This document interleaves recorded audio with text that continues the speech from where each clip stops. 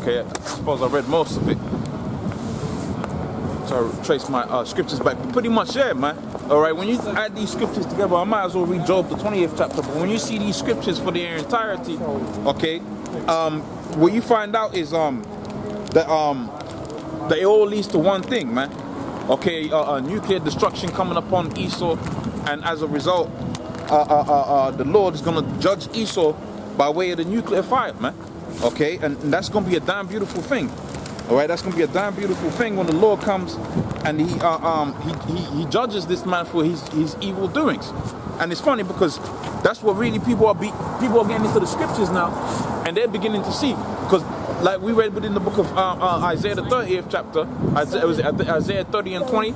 All right, the prophets wasn't going to be removed into a corner anymore. They was going to be out there teaching, man. So the people was going to be understanding. But see, this is the biggest threat to the man Esau, because his whole thing was about deception. But when you go to where the Most High has anointed particular individuals with the understanding of the scriptures, all right, starting with the apostles, and through their teachings, I've been able to learn certain things, and Lord's will, I get better within the understanding of the scriptures to bring out the point more fully. Because you know, when you're interacting with people and when you're really trying to bring out certain points, it's important to be sharp. Okay, but so you gotta stay studying, man. All right. But going back onto the point I was saying, that's why Esau is going to be he's going to be in a trip bag right now, man. Because the prophecies are coming out there, and the Most High has got his teachers coming out there, and through the grace and mercy of the Lord, Great Millstone is at the forefront of being diligent with the scriptures. Because if you ain't diligent with the scriptures, how are you going to have it to where people are going to understand the scriptures, man? If you ain't diligent with the understanding, how are you going to have it to where someone else learns? All right. So now let's go back into the let's go into the book of Job, the 20th chapter. All right, and I could build up upon those particular points dealing with the ICBM nuclear missiles, and I could deal with the topic of hell. Am I gonna deal with that? I might deal with it. I might not deal with it. All right. Maybe I'll go to the book of Isaiah, the 14th chapter, and then just go with the spirit off of that. So the book of Job, the 20th chapter. I'm gonna read it from the top and rebuild the picture and show you that we're in that time. Okay, we're in that kingdom, that realm, where basically Esau, all right, he's in power right now. Okay, so this is the book of Job, the 20th chapter, the 3rd verse. It says, I heard a voice. I heard Job 20 and Job 20 and Job 20 and 4. It says, knowest thou not this of old, since man was placed upon the earth, that the triumphing of the wicked is short, and the joy of the hypocrite is for a moment. So pretty much, you got it to where Esau is in power right now. All right, the man from the caves. All right, like the book of Obadiah says, they're in power right now, and they're rejoicing at the fact that they're in power right now. Okay, they got the Negroes, Hispanics, Native Americans in total subjection, and that's what the Most High did. He gave this man. The scripture says within the book of Job 9:24. All right, Job 9 and 24.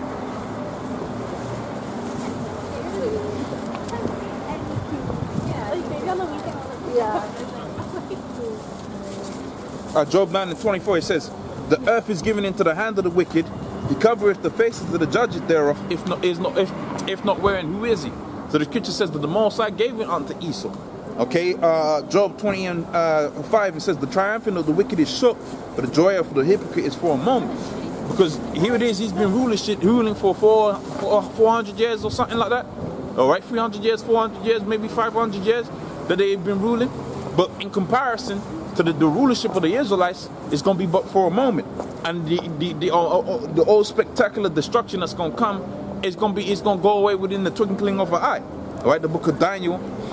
All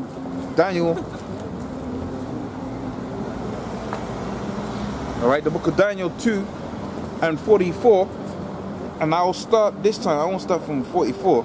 I'll go up, because this links up with what they was asking. The dude was saying, how do you know there's not another 200 years? And how do you know, because pretty much people that was living 100 years ago, they was trying to tie up these scriptures to the times that we're living in right now. And just like how the chick said, they weren't living in times of nuclear warfare. Okay, the nuclear weapon has come about with Esau being in power. And that ties up beautifully with the book of Revelations, the 6th chapter, which I'll get. Revelation 6. Okay, Revelation 6.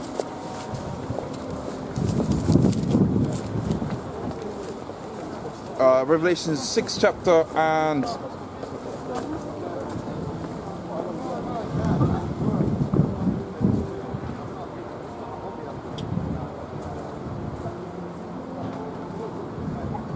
where do I want to be? No, it's in the 6th chapter.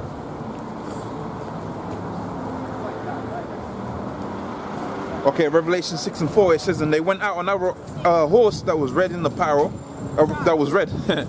They went out another angel that was red, and power was given to him that sat thereon to take peace from the earth, and that they should kill one another, and there was given unto him a great sword. Okay, so we're in a time with the man with a great sword being in power. Daniel 2 and 36, it says, in 36, I can start from 36. All right, it says, this is the dream. We will tell the interpretation thereof to the king. Thou, O king, or kings, for the Most High of heaven hath given thee a kingdom and power. All right, and I believe, who was this that was talking? This was who? This was Belshazzar. All right, and it says, this was the dream that Belshazzar had. 38. And whosoever the children of men, wheresoever the children of men dwell, and I should have read this scripture, because he says, how do you know there's not more time or less time or whatever, because this scripture tells you everything. Okay, and wheresoever the children of men dwell, the beasts of the field and the fowls of heaven hath he given into thine hand, and made thee ruler over them all. Thou art the head of gold. In fact, do I have to read up? Let's read up.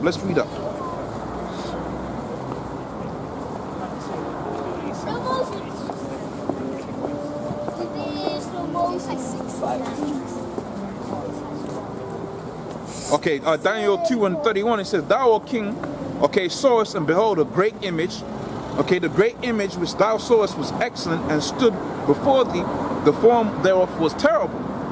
This image's head was of fine gold. His breasts and his arms were of silver. His belly and his thighs were of brass. Okay, and his legs were of iron, and his feet was of iron and miry clay. And that's a very important key scripture into understanding the time spans that we're living in. Okay, that's this scripture is key to understanding where we are at within the timeline of the Most High revitalizing the earth, so to speak, or returning to the earth, or the relevant to the end times. All right, because when he was saying thou art the head of gold, he was talking about what, the Babylonian Empire. Okay, the silver, the arms of silver, the Medo-Persian Empire, which that's gonna, I gotta get that sign. That's the next sign on the list, because when people come up the next time, I'm gonna be saying, yeah, how do you know it's how do we know it's the end times? Pursuant to the book of Daniel 2, all right, you can clearly see that the Babylonians have gone away, the Medo-Persians have gone away, which was what, the arms of silver, the belly, the belly of brass was what, the Medo-Persians that had taken down.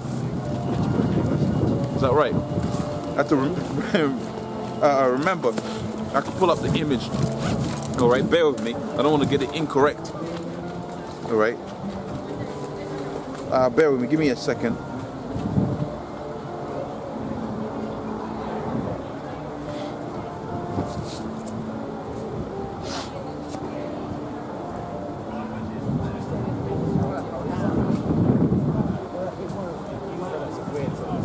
Here we go. So here we go.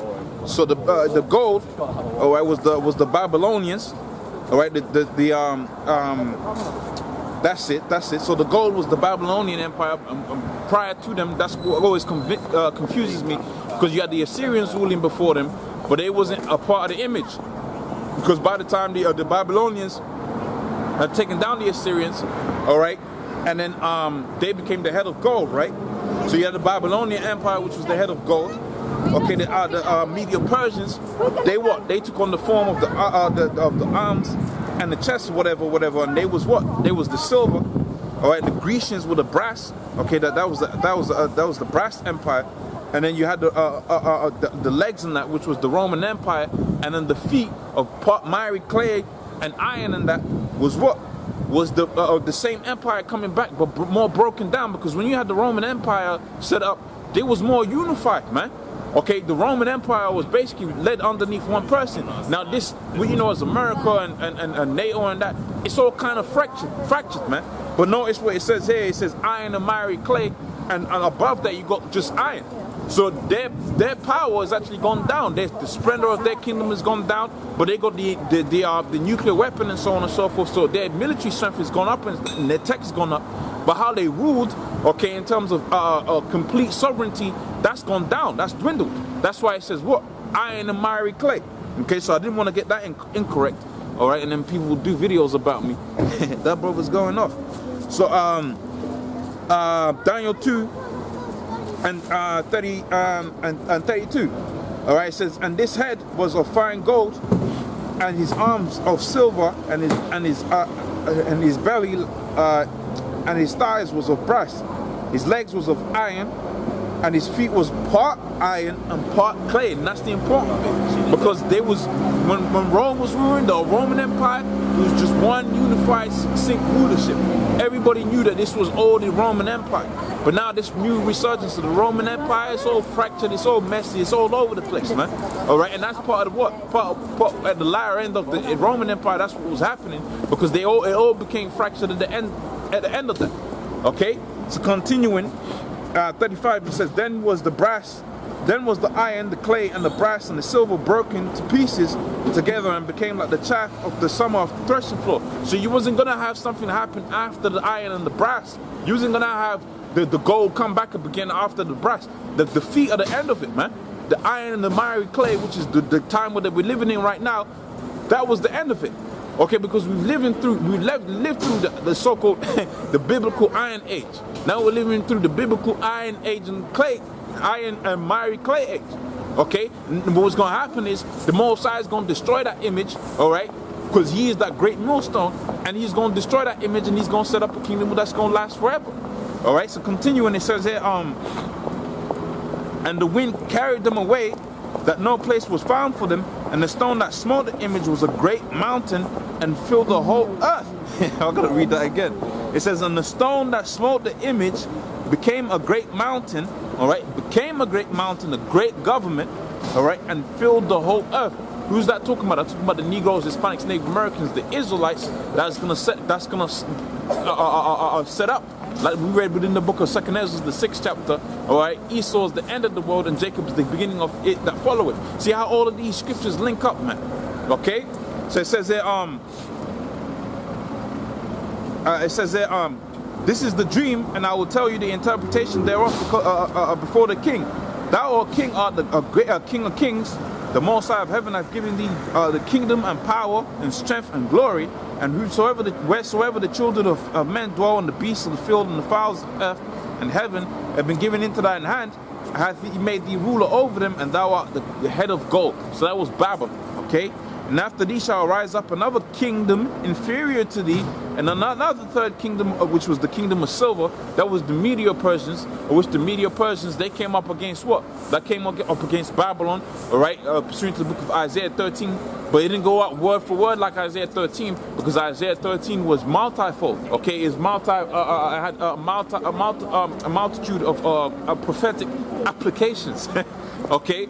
It could apply for ancient Babylon, how the Medo-Persians came up and took them down, but the Medo-Persians they assimilated Babylon into the Medo-Persian Empire, because Babylon, which is America, was going to be destroyed by the modern day Medo-Persians, the Russians now, and they was going to completely wipe it out.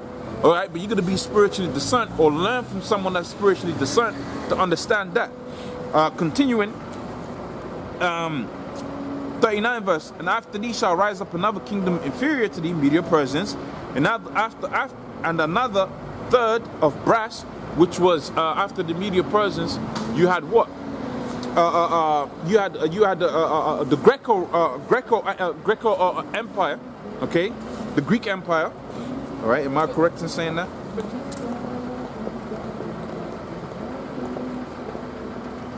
Okay, the Grecian Empire, that's correct, because you had Alexander the so-called Great rule for a certain amount of time, and he had the whole realm, because he took down the Medo-Persians, all right? But then you had what was known as the Roman Empire after that, all right? So you had, although it was the same people, it was a different empire, okay? It was managed a little bit more differently, Okay, because what happened was after Alexander the so-called Great had ruled, when it started becoming the Roman Empire is when these 4 generals took over the kingdom that they had, and then they basically split it up between themselves. Then the Romans rose up and then they ruled everything. Okay, so the third one of brass, all right, was the Grecian Empire. Yep.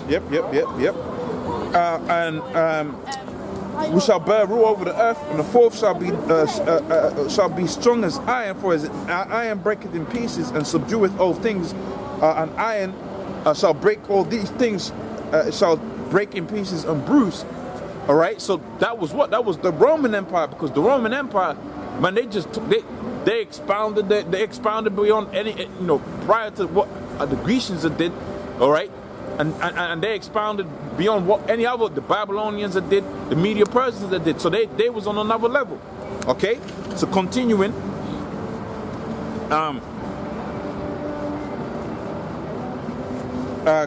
It says, and whereas thou sawest the feet and the toes as part of clay and part of iron, the kingdom shall be divided. So you got America over there, ruling the military.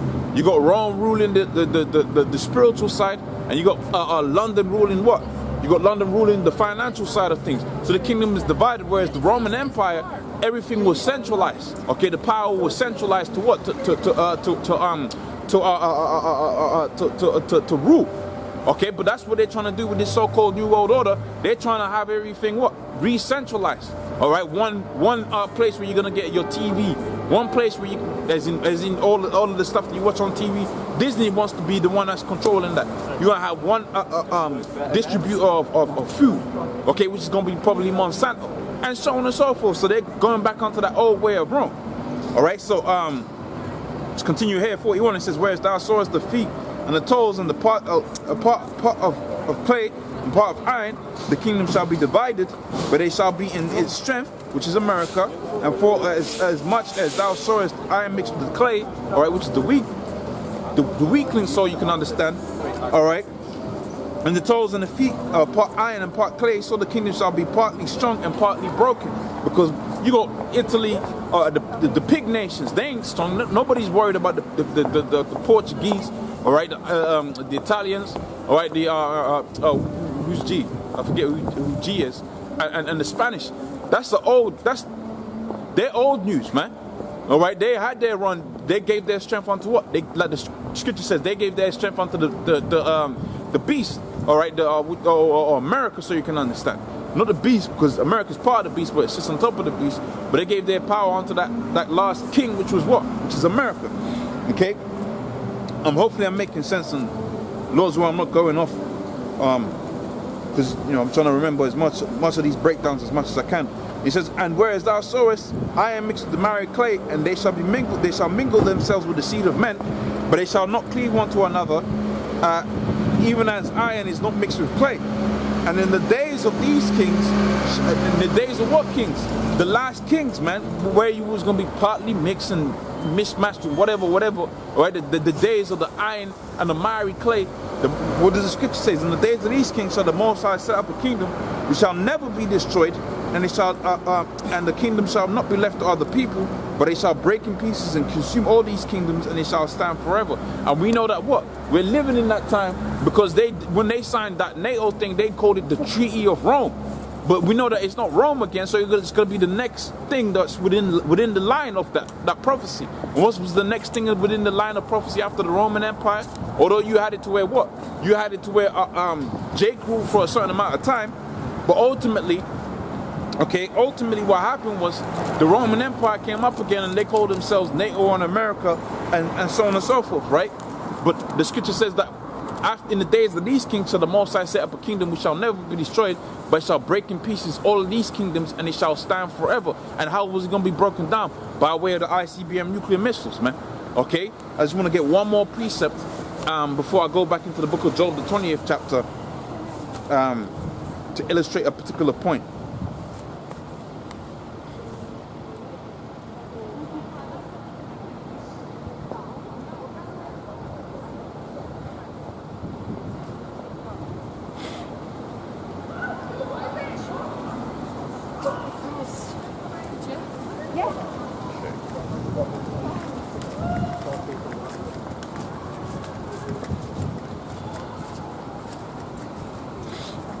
All right. Revelations 9:1.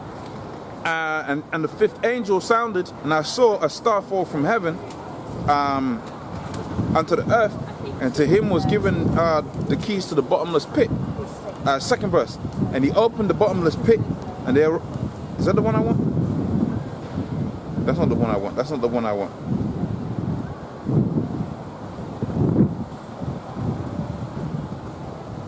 Okay, Revelation 17.